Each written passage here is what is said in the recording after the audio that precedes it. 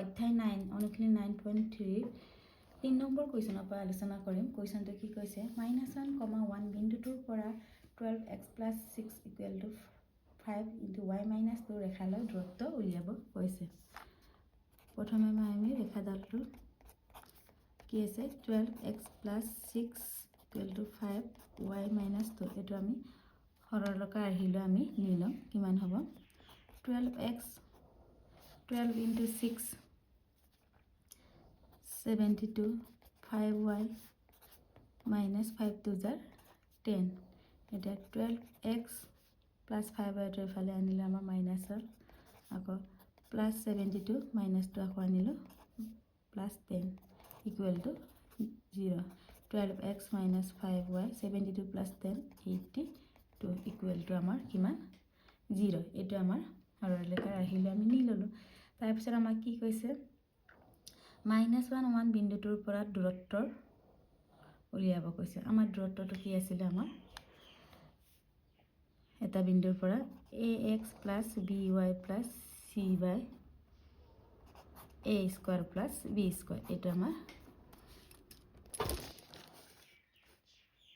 এইটো আমাৰ দূৰত্বৰ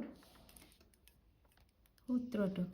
এতিয়া ax + by + c ab যে abc টা আমাৰ ধ্ৰুবক ৰাশি, x ৰ অহকটো a, y ৰ অহকটো আমাৰ b আৰু c হৈছে আমাৰ ধ্ৰুবক ৰাশি, আৰু এইটো ফৰ্মুলা মনত ৰাখিব লাগিব। তাৰপিছত দূৰত্বৰ উত্তৰটো আমি এটা বিন্দুৰ পৰা উলিয়াব পাৰোঁ। এতেকে -1 1 বিন্দুটোৰ পৰা এইটো আমি কৰিমটো আমাৰ 12x - 5y + 82 ৰেখাৰ = 0 ৰেখাৰ দূৰত্ব আমাৰ কিমান হ'ব, আমাৰ সমীকৰণটো কোনটো 12x - 5y + 82 বাই আকৌ a² √a² + b² মানে a ৰ ভেলু কিমান 12² আকৌ b ৰ ভেলু কিমান আমাৰ +−5²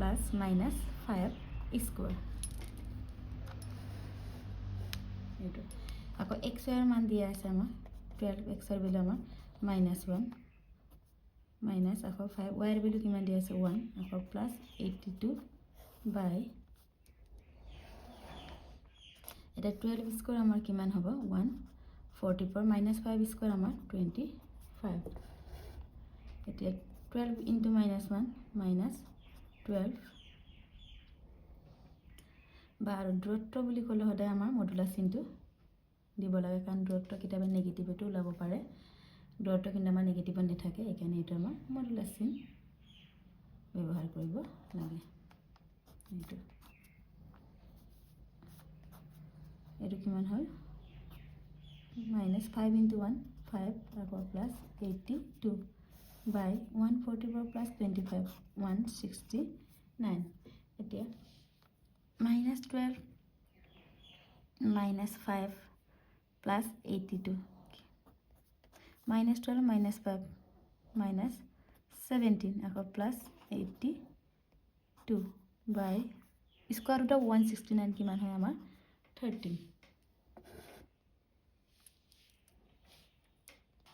তেনেহ'লে -70 + 82 আমাৰ কিমান হয় 65। ইয়াতো বাৰু পজিটিভ ওলালে একো নাই, কেতিয়াবা নেগেটিভ ওলাৰ কাৰণে আমাৰ এইটো মডুলাছ চিনটো দিব লাগে। এতিয়া মডুলাছ চিনৰ পৰা বাহিৰ কৰি দিলে আমাৰ প্লাছটো প্লাছে থাকে, মাইনাছ হ'লেও আমাৰ কি পজিটিভ হয় বাই 13 13 × 65 কিমান টাইম যায় 5, তেনেহ'লে 5। তেনেহ'লে -1 1 বিন্দুটোৰ পৰা 12x + 6 = 5 y - 2 ৰেখাৰ দূৰত্ব কিমান পালোঁ আমি 5। এতেকে -1 1 বিন্দুটোৰ পৰা 12x + 6 = 5 y - 2 ৰেখালৈ দূৰত্ব কিমান হ'ল আমাৰ 5। এইটোৱে আমাৰ এনসাৰ।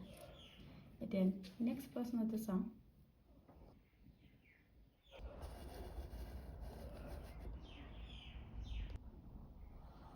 এতিয়া আমাৰ 4 নম্বৰ প্ৰশ্নটো চাই x অক্ষৰ ওপৰত থকা বিন্দু উলিয়াই য'ৰ পৰা x/3 + y/4 = 1 ৰেখালৈ দূৰত্ব 4 একক যায় বুলি কৈছে। এতিয়া আমাৰ ৰেখাটোৰ কি আছে আমাক x/3 + y/4 = 1। এটা আমি সৰলৰেখা আৰ্হি লৈ নিম কিমান হ'ব 3 আৰু 4 লগ হ'ব আমাৰ 12। ইয়াত কি হ'ব 4x + 3y = 1। তেনেহ'লে কিমান হ'ব 4x + 3y 12 × 1 12। তাৰপিছত আমাৰ কি আছিলে x অক্ষ বুলি কৈছে। x অক্ষৰ ওপৰত আমাৰ আকৌ x অক্ষৰ ওপৰত যিকোনো বিন্দুৰ স্থানাংক আমি কি জানো x, 0। এতিয়া x, 0 বিন্দুৰ পৰা 4x + 3y বা আমি এফালে আনিলে কি হ'ব -12 = 0। 4x + 3y -12 = 0 ৰেখালৈ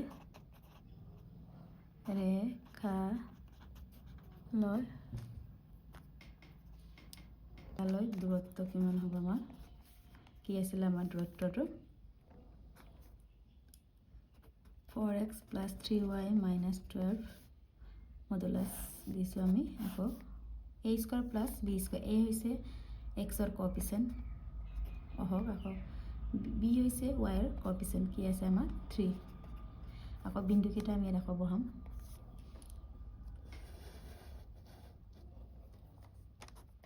x-ৰ value x, y-ৰ value আমাৰ 0। আকৌ 4² 16 + 3² 9। আকৌ দূৰত্বটো আমাক দিয়া আছে কিমান 4। দূৰত্ব আমাক দিয়া আছে 4। এতিয়া 4x এটোটো 0 হ'ল 3 × 0 0 -12/16 + 9 25। আকৌ স্কোয়াৰ ৰুট অফ 25টো কিমান হয় আমাৰ 5। এতিয়া আমি ইয়াৰ ধনাত্মক মানটো ল'লে ধনাত্মক কাৰণ ইয়াৰ মডুলাছ বুলি ক'লে ধনাত্মক আৰু ঋণাত্মক দুটা সময় আছে। ধনাত্মক মান লৈ পাওঁ কি পাওঁ আমি x-ৰ মান ওলাব লাগে 4x -12/5।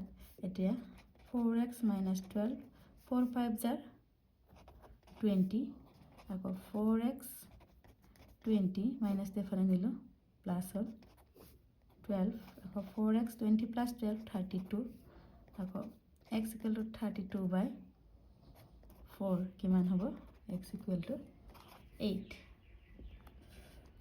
x = 8। আকৌ আমি কি ল'ম ইয়াৰ ঋণাত্মক মানটো ল'ম আকৌ ঋণাত্মক মান লৈ পাওঁ 4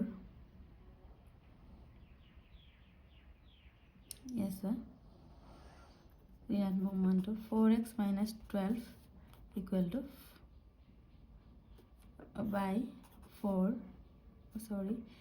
5 = আমাৰ কি হয় 4। আমি ইয়াৰ ঋণাত্মক মানটো লৈছোঁ 4x -12/5 = আমাৰ 4 আছিলে এইটো। এতিয়া আমি আকৌ কিমান পাম -4x মাইনাছে প্লাছ 12 হ'ল আকৌ 5 4 জাৰ 20 আকৌ -4x + 12টো এফালে নিলে কি হ'বগৈ আমাৰ -12 হ'ল আকৌ -4x 20 - 12 কিমান হ'ল 8। তেনেহ'লে আমাৰ x = 8/-4 কিমান হ'ব x = আমাৰ -2। এতিয়া আমি কিমান পালোঁ x = 8 আৰু x = -2। এটাকে নিৰ্ণয় x অক্ষৰ ওপৰত বৃত্তটোৰ স্থানাংক কিমান হ'ব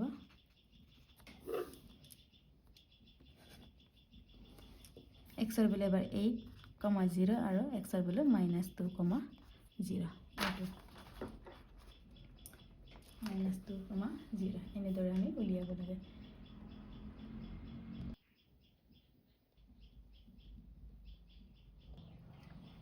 এতিয়া নেক্সট আমি 5 নম্বৰ প্ৰশ্নটো চাওঁ কি কৈছে 5 নম্বৰ প্ৰশ্নটো চাওঁ সমান্তৰাল ৰেখাবোৰৰ মাজত দূৰত্ব উলিয়া এইটো সমান্তৰাল ৰেখাবোৰৰ দূৰত্ব আমি কি কৈছিল আমি ফৰ্মুলাটো তোমাকক modulus of c1 - c2 by a square plus b square এইটো আছিল এতিয়া ab টো হৈছে আমাৰ xy ৰ অহক আৰু c1 c2 হৈছে আমাৰ ধ্ৰুবক আৰু ইয়াত সমান্তৰাল ৰেখাবোৰ কেনেকৈ চিনি পাবা তোমালোকে ইয়াত x আৰু y ৰ অহক দুটা সদায় একে হয় ইয়াতে x ৰ অহক 15 ইয়াৰ x ৰ অহক 15 y ৰ 8 ইয়াতো y ৰ অহক 8 হয় তেনে সমান্তৰাল ৰেখাৰ মাজত দূৰত্ব বুলি ক'লে ফৰ্মুলাটো এইটো মনত ৰাখিলে হ'ল এইটো d = দূৰত্ব এতিয়া চোৱা ইয়াত আমাৰ a = কিমান আছে 15 b = 8 c1 কিমান আছে -34 c2 কিমান আছে আমাৰ 31 এটা দূৰত্ব বুলি কৈছে আমাক দূৰত্ব কি আছিল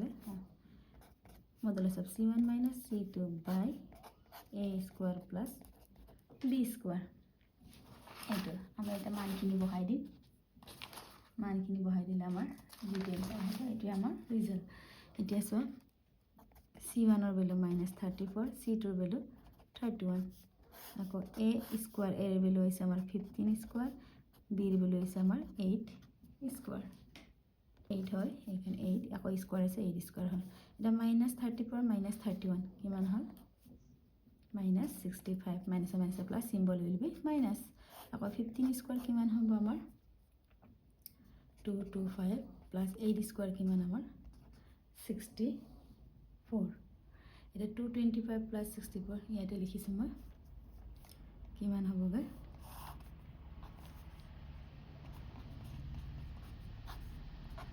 260 or 289 আকৌ মডুলাছটো উঠাই দিলে এই -65 টো কি হ'বগে আমাৰ +65 আৰু 289 ৰ বৰ্গমূল আমাৰ কিমান 17 আকৌ 17 এৰ 65 যদি কেনসেল যায় কেনসেল কৰি দিবা যদি কেনসেল না যায় থৈ দিবা আমাৰ কেনসেল না যায় তেনে দূৰত্ব কিমান হ'ল আমাৰ 65/70 এনেদৰে আমি উলিয়াব লাগে এটা নেক্সট প্ৰশ্নটো চাওঁ একে দূৰত্ব উলিয়াব কৈছে ইয়াত প্ৰথমে আমি সৰলৰেখা ৰাশি লৈ নিলো কিমান হ'ব এটো lx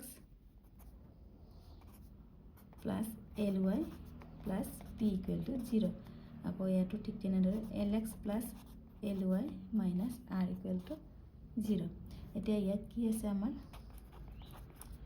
a l b ও আমাৰ কি আছে l আকৌ c1 কিমান আছে আমাৰ p আকৌ c2 কিমান আছে -r এতিয়া আমাৰ দূৰত্ব কি আছিল দূৰত্ব d = modulus of c1 - c2 by a square plus b square এটা মানখিনি বহাই দিম c1 কিমান আমাৰ p আকৌ -c2 কিমান আমাৰ -r মাইনাস থকাৰ কাৰণে আমি ব্ৰেকেট দি লৈছো আকৌ a স্কয়াৰ ভ্যালু a এর ভ্যালু কিমান l স্কয়ার আছে দিলে b এর value l square p minus plus r হল আকৌ l square plus l square 2l square এটা মডুলাস উঠাই দিলে প্লাস আমাৰ প্লাসে থাকে p প্লাস r আকৌ √2 আমাৰ বৰ্গমূল না √2 থাকিলে l স্কয়াৰৰ বৰ্গমূল আমাৰ কিমান l এইটো আমাৰ দূৰত্ব কিমান পালো p plus r by √2l এইটো আমাৰ এনসাৰ ইয়াৰ পিছৰখিনি মই নেক্সট ভিডিঅ'ত আলোচনা কৰিম